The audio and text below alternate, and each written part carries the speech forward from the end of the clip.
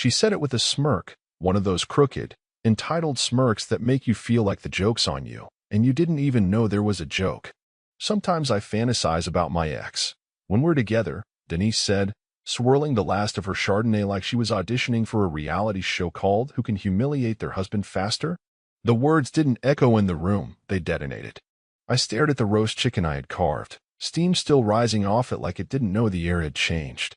I could hear the soft tick of the antique wall clock above her shoulder. I bought that thing in Vienna, years ago, when I still believed vacations fixed marriages. I didn't speak. Denise leaned back, waiting for a reaction. She always wanted a reaction. That was her favorite game. Say something cruel enough to draw blood, then act surprised when you bleed on the carpet. But this time, nothing. I didn't give her the satisfaction. No snide retort. No broken glass. No, who the hell do you think you are? Just a folded napkin, neatly placed beside my plate. I stood, slowly. Calm. Controlled. The kind of calm that made even the dog shift uncomfortably under the table. He looked at me, ears twitching, like he knew. She blinked, caught off guard by the silence. Oh, come on, Rich, don't be dramatic, she chuckled, stabbing a green bean like it had personally offended her. It's just a joke. Jesus, lighten up. Except it wasn't. Because you don't joke about still being mentally in bed with your ex while you're married to a man who rebuilt your bathroom with his own hands after your Pinterest addiction spiraled into a 6-month renovation fantasy. You don't joke about that when he sold the boat to pay off your boutique's debts. You don't joke about that when he gave up Florida winters to stay in goddamn Michigan so you could be closer to your aging Pilates instructor. You just don't. I walked to the garage. Not a word. Not a slam door. Just my hand resting for a second too long on the doorknob, the metal cool under my palm like the silence between us. Behind me, she let out a scoff. Seriously? You're gonna pout in the garage now? Grow up, Richard. But I wasn't pouting. I was remembering. The last time she mentioned that ex 2 years ago. I had just finished installing the new patio lights she picked out. She said it offhandedly, like a memory that smelled better than the dinner I'd grilled. Back then, I laughed it off. Back then, I still cared to win her back. Back then, I didn't know what was buried in her closet. Tonight wasn't the first strike. It was the last one I allowed. I stepped into the garage and hit the lights. The Camaro, my Camaro, sat there under its black cover like a sleeping lion. 69 SS, cherry red under the sheet. The one she called your second wife whenever she wanted to needle me in front of guests. The one she told her sister she'd get in the divorce, obviously. Except it wasn't obvious. I pulled the cover back, ran my hand along the polished fender, turned the key in the ignition, a slow, deliberate twist. The beast woke up like it missed me. I didn't slam the garage door. I let it roll up steady and smooth, like a theater curtain rising for the final act.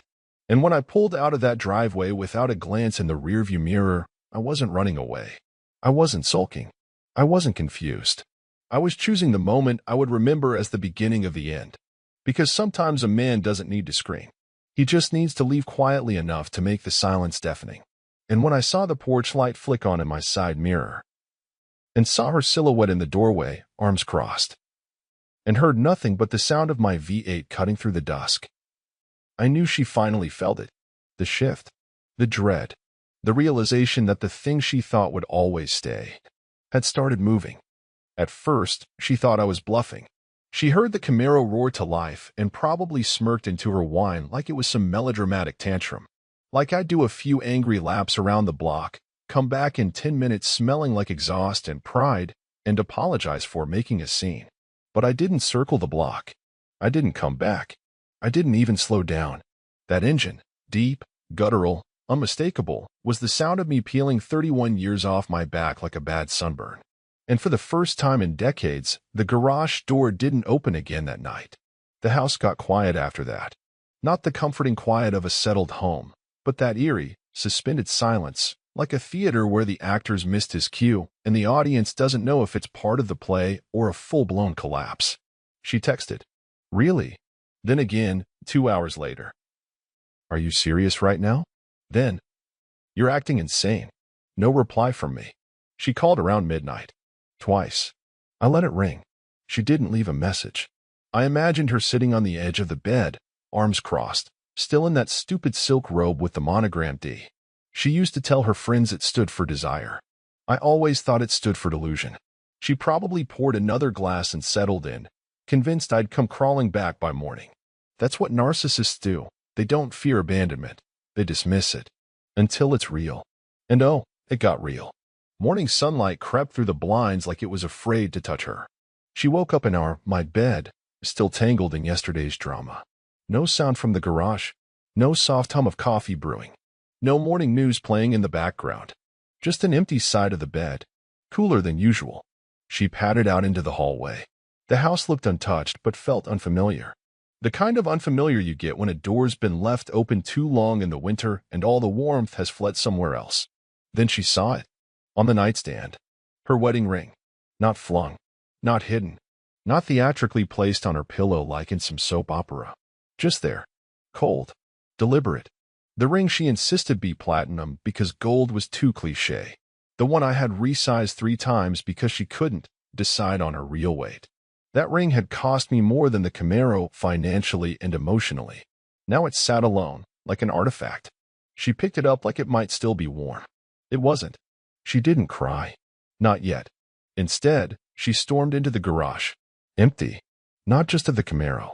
Of me. No spare coat. No workbench clutter. Not even my spare keys. She opened the drawers. One by one. Tools gone. Manuals gone. Even the old photo of my dad helping me rebuild the engine, it wasn't on the pegboard anymore. I'd taken everything that mattered. Left behind the noise. She called my sister. Straight to voicemail. She called our son. He didn't answer either. She called my best friend and asked if I was having a breakdown. He replied, maybe. Or maybe he just remembered who he was. That was the moment she started pacing. The kind of pacing where you touch things for no reason. Rearranging throw pillows. Checking the fridge twice. Turning on the TV and immediately muting it. She even tried calling her ex. Yeah, that ex. Didn't answer. That night, she lit a candle in the living room and sat like a woman in a war bunker, waiting for the walls to shake. Waiting for the monster to arrive. But there was no monster. Just silence. Because I wasn't coming home to scream. I wasn't coming home to argue. I wasn't coming home to be reasonable while she got performative. I wasn't coming home, period. The Camaro didn't just drive me away from her. It drove her right into the one thing she feared more than confrontation. Irrelevance. Day 1, she thought she was winning. She strutted through the house in heels, in the house, mind you, like she was on a catwalk for no one but herself and a dog, who wouldn't even look at her. She played music in the kitchen louder than usual. Beyoncé, of course. Always Beyoncé when she wanted to remind herself she was still that beat ch, as she put it. She posted a filtered selfie from the spot captioned, "Taking care of me nail polish sparkles #self-love era," and dropped a thirsty little comment on a years-old Facebook photo of her ex. The one with the Corvette and the very visible wedding ring. She typed, "Fire, fire, fire, still killing it, face-blowing kiss," like she wasn't sitting alone at the kitchen counter drinking wine from a coffee mug. She figured I'd see it. That I'd be watching from some seedy motel room, crying over her profile, regretting every breath of independence. But I wasn't watching her. I was erasing her. Day 2, she got twitchy. Still no call. No text. No, let's talk, or come home. Just digital dead air. She sent one last message before lunch. "I'm done playing games. This is childish." She meant you're childish. But the shift in tone gave her away. That afternoon, she tried to open the safe in the master closet. The old black one with the stiff handle I'd bolted to the floor myself 10 years ago. It was gone. Gone like it had never existed. She blinked like it had been abducted. Stared at the square imprint in the carpet where it used to sit like a ghost limb. She checked the home office. The little brass key that always sat in the ceramic tray by the printer? Gone. Drawer locked. She tugged at it like maybe it was just stuck. Then like maybe she could force it. No dice. She pulled out her phone and tried calling her cousin Marnie, because Marnie always told her she could do better than me. Marnie didn't pick up. Probably busy watching her third marriage dissolve in real time. So Denise grabbed her overpriced purse and stormed out to brunch with the girls. She needed an audience. A support group. At least someone to validate her victim status over mimosas and passive-aggressive sympathy. They met at that pretentious bistro she insisted was our place, even though I hated everything on the menu. She ordered with flair. Crab cake Benedict. Bottomless blood orange spritzers. Dessert. She even flirted with the waiter, 25, max, invisibly uncomfortable. And then the card declined. She laughed it off. That's weird. Tried again. Declined. The silence at the table went sharp. You know that soundless judgment women fire across a table when someone's losing status? Yeah, that. She mumbled something about fraud protection and my husband screwing with my accounts. But her voice cracked, because she wasn't sure anymore. She pulled out her backup card, the emergency one. The one I told her not to use unless she had a literal fire under her feet. Approved. But barely. When the check came, she paid fast and left faster. Back home, she stomped into the kitchen and flung open the drawer with our shared paperwork. Except it wasn't shared anymore. The folder with our joint tax returns? Missing. The envelopes with our banking statements? Gone. Even the post-it with my old pen that she'd hidden under the spice rack was no longer there. She opened the fridge. No milk. She opened the cabinets. No coffee. She stood in the middle of the kitchen and realized, without ceremony, without a single dramatic boom, that she was standing in a house full of things that didn't belong to her anymore. Not because I took them, but because I removed the illusion that they were ever hers to begin with. She slept in the guest room that night. Alone. Not because she missed me, but because my side of the bed, cold, untouched, slightly sunken, felt like it was mocking her. And for the first time in 3 days, Denise felt it. Not guilt. Not regret. Weakness. And that's something she'd never felt in this house before. The thing about being married to a woman like Denise is, she never suspects the quiet man is dangerous. She thought my meticulous nature was just some harmless old man hobby. Like rearranging socket wrenches or alphabetizing insurance policies meant I had too much free time and too little testosterone. She'd make her little digs over wine with her girlfriends. Richard's probably got a binder for binders, or he triple checks locks like someone's gonna steal his encyclopedias. They laughed. I smiled. And while they rolled their eyes, I moved the entire chessboard behind their backs. 3 years ago, after my second heart scare and her third designer purse in a single month, I sat down with an estate attorney named Miles. The kind of guy who didn't flinch when I used phrases like irreversible trust or contingency exclusion clauses. He wasn't cheap, but Denise had taught me. Cheap is expensive when it comes to betrayal. We drafted everything. And I mean everything. The house, paid off in full, transferred into a private family trust. Not in my name, not in our name. In my sister Marlene's. The one Denise hated. The one who had a PhD and never wore makeup. Perfect cover. The Camaro? Legally a business asset. I'd formed a shell LLC under my old aviation consulting gig and billed the restoration as brand marketing for a hypothetical podcast I never even recorded. IRS compliant, notarized, bulletproof. The lake house in Traverse City, bought under the Grandkids College Fund Trust. Denise called it morbid planning. I called it insurance. Even our joint savings quietly migrated into a staggered disbursement system. If I died, she'd get monthly stipends. If I lived and divorced her, she'd get a polite letter and a prepaid Uber to the nearest hotel. Now, in a sleek office 28 floors above downtown, I sat across from Miles and slid him the file I'd kept in my garage toolbox for 2 years. He opened it without a word. I watched his eyebrows lift. You ready to initiate everything? He asked. Trigger all clauses, I said, sipping coffee. Effective immediately. He clicked a pen. The sound echoed like a starting gun. Within hours, the house deed was flagged for occupancy review. The Camaro's title re-registered under the LLC with usage restrictions. Access to the lake house revoked. Denise's name was never on any lease or booking. Her name was removed from all surviving documents that still contained the phrase joint tenancy. All mail forwarding. Redirected. And just for sport, we scheduled a locksmith to rekey all exterior doors, Friday at 3 p.m. sharp, right when she'd usually be getting her eyebrows laminated. Miles looked at me as he slid the final document across the desk. You know, most men wait until they're half dead or divorced to do this. You're early. I smiled. I'm aerospace. We do failure analysis before launch. He chuckled, then paused. Does she know? She laughed during dinner, and said she fantasizes about her ex while we're together. He let out a low whistle. Dumb move, he muttered. No, I said, standing. Predictable move. The dumb part was thinking I hadn't been listening. The elevator ride down was quiet. Peaceful. I hadn't felt that light since the Clinton administration. When I stepped onto the sidewalk, I glanced at my phone. 5 missed calls. 3 texts. Where are you? We need to talk. Seriously, Richard, this isn't funny. The last one just said, you're being cruel. I stared at it, then locked the screen. I wasn't being cruel. I was being prepared. Something she never understood. She called me paranoid when I bought fireproof safes. She mocked my checklists.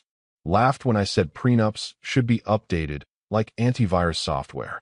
She once told her sister, Richard plans like the world's ending. Who even thinks like that? Someone who knew the end was coming. And now, standing in the quiet hum of city traffic, I smiled. Because the bomb had already gone off. She just hadn't realized the shockwave was still traveling. She waited until late afternoon, when the sun hit that angle in the kitchen that used to make her feel domestic. Warm. Framed. The kind of light that made everything look like an Instagram ad for buttered toast and fake smiles. But today, the light hit differently. It made the dust in the air visible. And Denise felt like the dust was floating in her own lungs. She didn't like silence. She liked noise she could control. Voices she could manipulate. Arguments she could win. Richard wasn't giving her that. So she called Grant. She tapped the screen 3 times before hitting send. Almost like she was rehearsing what version of herself to be. Loving mother? Frustrated wife? Victim? He picked up on the second ring. Hey, Mom. There was no warmth. Just politeness. Grant always had that soft, measured tone. He got it from Richard. But lately, that calm had started to feel distant. Hi, sweetheart, she started, voice feathery. Your dad's been acting weird. Pause. Grant said nothing. She tried again, a hint sharper. He's avoiding me, not answering calls. Took the Camaro and just disappeared. Still nothing. Denise blinked. Grant. He finally exhaled. He's not avoiding you. That froze her. What's that supposed to mean? He's preparing. Now she really stopped. Even the dog lifted his head. Preparing for what? She asked, voice cracking on the last word. There was a long silence. Not the kind where someone is thinking. The kind where someone already decided whether or not you're worth answering. Then he said it. Quiet. Final. Like a steel trap snapping shut. I told him everything you said last Thanksgiving. Her mouth went dry. She gripped the edge of the counter like the room was shifting. What do you mean? But she knew exactly what he meant. Last Thanksgiving. Wine-soaked. Candlelight. Richard in the garage checking the breaker because someone overloaded the outlet again with her precious centerpiece warmer. And her, sitting in the living room with Grant and his girlfriend, Nora, half a bottle deep and loose-lipped. She'd laughed too loudly. Said something like, your dad used to have ambition. Now he's just comfortable. I probably should have married Rick. He's still exciting. Then she added, your dad doesn't inspire anyone. Not even me. Grant didn't laugh. Nora excused herself early. All right, fellas, quick break. We're shooting for 10K subscribers. If you're enjoying these gripping tales of betrayal, hit that subscribe button, and let's get back to the story. Later, Denise tried to brush it off with a joke. You know I'm just venting. That's what family's for, right? Apparently not. Grant, she tried, voice shrinking. He cut her off. You said he was boring. Dead weight. That you were waiting for him to slip up so you'd finally be free.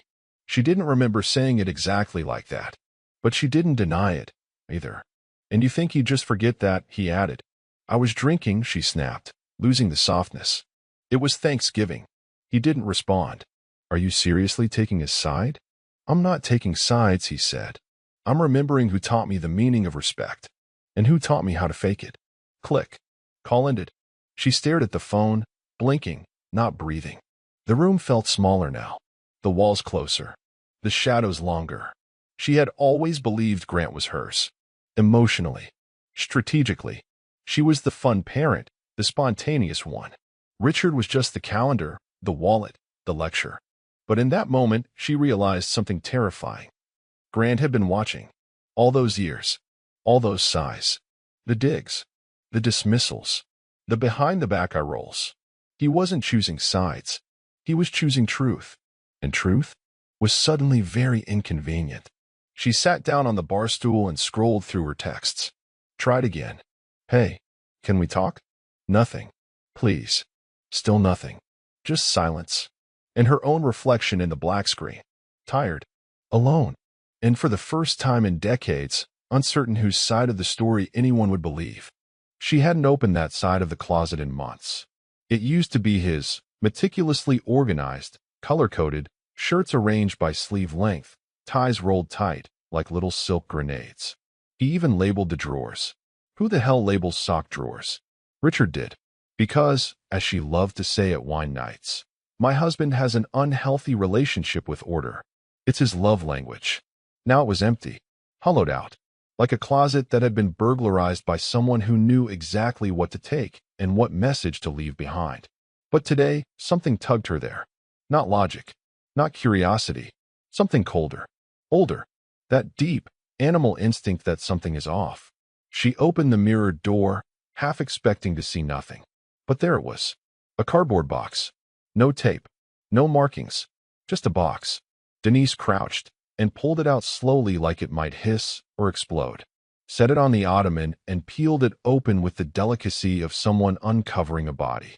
Inside, chaos, Richard's kind. Everything was too neat. Too deliberate. A photo of their wedding day on top, creased at the edges, but intact. She was beautiful then. He looked young. Honest. A man in love who didn't yet understand how dangerous indifference could become. She tossed the photo aside. Below it, a manila folder with her name written in his handwriting. Not Denise. Not D. No pet name. Just Denise Carter, Archive. She flipped it open. First page, a printed screenshot. Her iMessages. From 2 years ago. A message from her to Rick, her ex. If Richard drops dead tomorrow, I wouldn't even wear black. He still thinks I'm impressed by his damn car. I fake it. Every time. He just closes his eyes and thinks it's love. Her throat tightened. She flipped to the next page. More messages. More timestamps. She gasped. What the hell? They weren't just fragments. These were transcripts. Entire conversations, painfully intact. Sent. Received. Emojis included. Even the haha reactions. Things she thought had been deleted forever in a moment of panic after that close call last year when Richard asked, "Who's Rick?" And she laughed and said, "Old friend. Chill, Sherlock." She flipped further. Post it stuck to certain pages in his tidy handwriting. Don't forget this one. She lied on the 14th. Compare with her alibi. Sent this the night of our anniversary. Her hands shook. She slammed the folder shut, heart racing. And that's when she saw it. Nestled in the corner of the box like an afterthought. A folded note. One sentence. It's all backed up. She froze. Her first thought wasn't denial. It wasn't anger. It was fear. Because she knew he had the means. The old server in the garage. His habit of saving everything just in case. The quiet, relentless way he approached life like an engineer disarming bombs. And she had mocked that. Called it compulsive. Told friends he was one unhinged spreadsheet away from building a panic room. Turns out he didn't need a panic room. He was the panic. She grabbed her phone and opened her messages. Scrolled frantically. Nothing in her history. She'd wiped it clean. She'd been smart. But he'd been smarter. Suddenly, she couldn't breathe. The closet felt like it was shrinking. The air too still, the light too yellow, like a spotlight in an interrogation room. She slammed the box shut and backed away like it might chase her. No scream. No tears. Just a new, foreign emotion spreading like ink through her chest. Helplessness. The kind she'd only ever seen in others. The kind she had, until this very moment, believed herself immune to. And somewhere, he was holding the real copy. The master file. The one she'd never touch. Because it wasn't just evidence. It was insurance. And she had just realized she was the liability. She heard the rumble before she saw him. That unmistakable low growl of the '69 Camaro, sliding down the street like a shark through deep water. It rolled into the driveway with the same slow confidence she used to mock. That thing's your mistress, she'd say. Too old, too loud, and way too much attention for what it's worth. Now it was the sound of reckoning. Denise shot up from the kitchen stool, wine glass clinking against marble. She hadn't heard from him in days. Not a call. Not a single reply. Not even a goddamn typing indicator. She stood frozen as the engine cut. Door shut. Footsteps. The kind of measured, boots-on-wood steps that sound like they already know where they're going. He walked in through the side door. No announcement. No anger. Richard looked. Rested. Jeans, worn jacket, beard trimmed just enough to make it look like he wasn't trying too hard. He didn't glance at her. Didn't scan the room like a man checking for threats. Just walked up to the kitchen island and set down a manila envelope. Then looked at her, finally. 3 pages. You'll understand. His voice was calm. Too calm. The way a surgeon might tell you. We removed everything we had to. She didn't move. Not at first. Part of her still believed this was the first step in a dramatic apology arc. Some Hail Mary to save their foundation. She reached for the envelope like it might still contain something salvageable. She pulled the flap, pulled out the papers, and the headline stopped her mid-breath. Asset reassignment and legal ownership confirmation. The car. The Camaro. He was officially transferring it. To himself. Through the LLC she barely remembered signing off on 2 years ago. Some boring tax shelter thing she waved off during one of his dry-as-toast financial rants.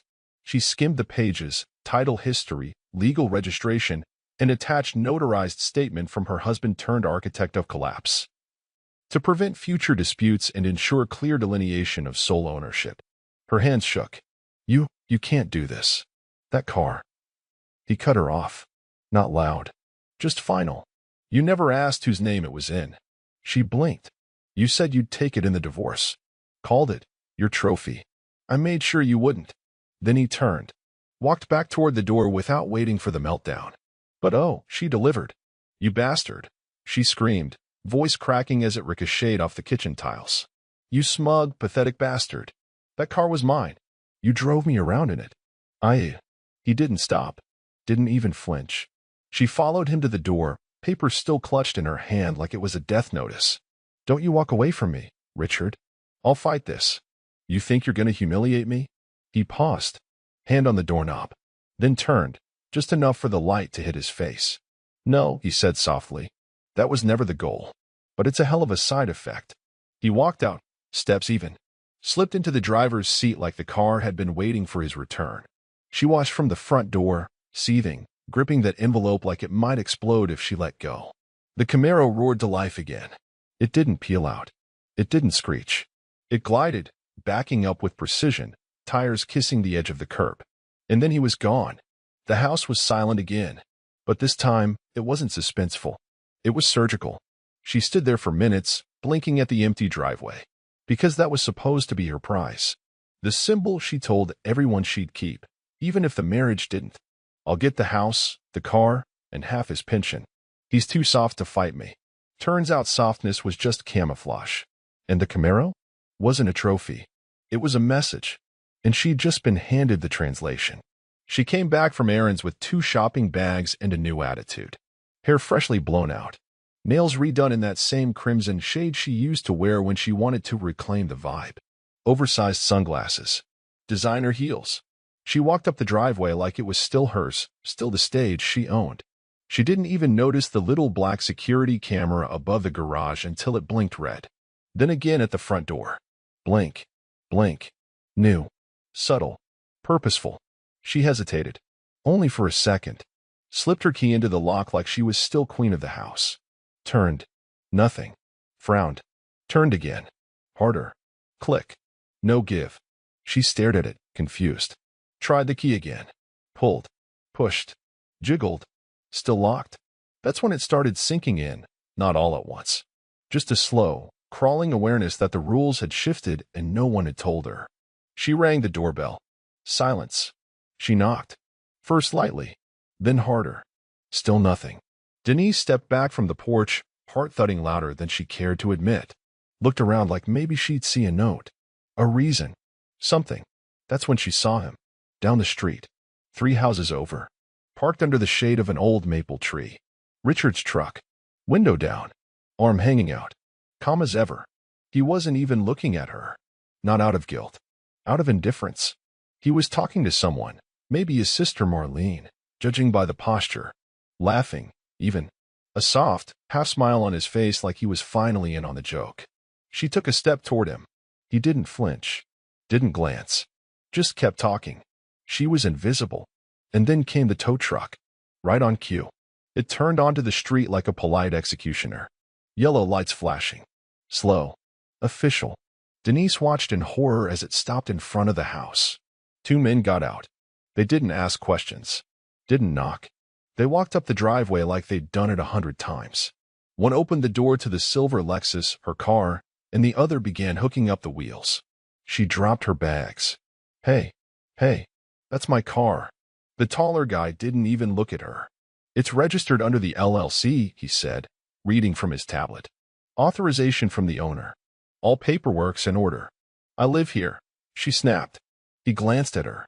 Not according to the file. She looked around. The neighbors were watching now. That woman from 2 doors down, the one who used to compliment her hydrangeas, stood behind her curtain, phone in hand, eyes wide. Denise spun back to Richard. Still parked. Still calm. Still not watching. She could feel her world shrinking, like the very ground beneath her was collapsing in precise, pre-calculated squares. One of the movers picked up her grocery bags and set them politely on the porch. Didn't want these to spoil, he said. She wanted to scream. Wanted to throw something. Break something. Demand the universe acknowledge her as center again. But nothing moved. Not the door. Not the man. Not even the damn dog behind the curtain, who used to bark at strangers and now didn't even bark at her. The Lexus rolled away. The tow truck turned the corner and vanished like a magician's trick. And Denise? She was left standing in front of a locked house, holding nothing but her purse, her pride, and a dawning horror. Richard hadn't just left.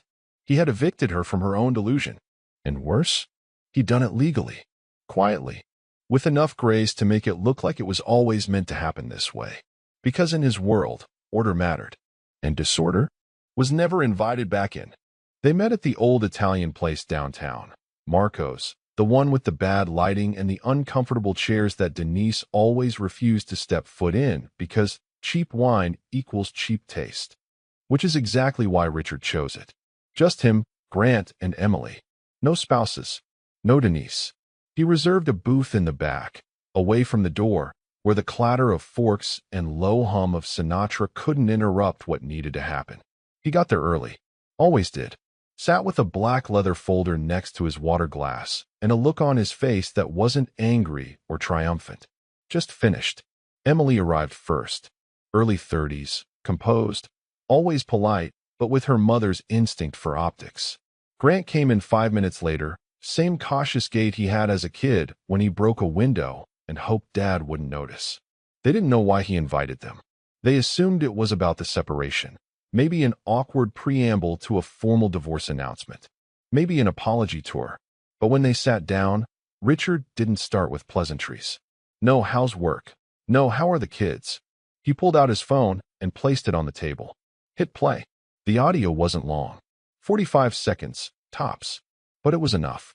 Denise's voice, unmistakably tipsy, drifted out into the space between them. Richard? God, I settled. You think I ever wanted that? I wanted Rick. But I was pregnant, and Richard was safe. Like a damn seatbelt.